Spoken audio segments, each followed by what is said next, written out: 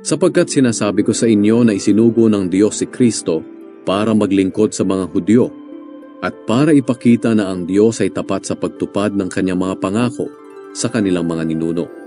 Sinugo rin si Kristo para ipakita ang awa ng Diyos sa mga hindi Hudyo, nang sa ganoon ay papurihan din nila ang Diyos.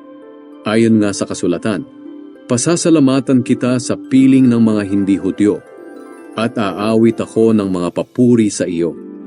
At sinabi pa sa kasulatan, kayong mga hindi Hudyo, makigalak kayo sa mga taong sakop ng Diyos.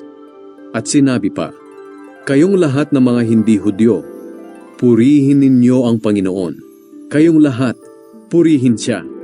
Sinabi naman ni Isaias, magmumula sa lahi ni Jesse ang isang mamumuno sa mga hindi Hudyo, at aasa sila sa kanya. The verses of the day for today are from Ang sulat ni Pablo sa mga taga-Roma, 15 kabanata. verses 8 through 12.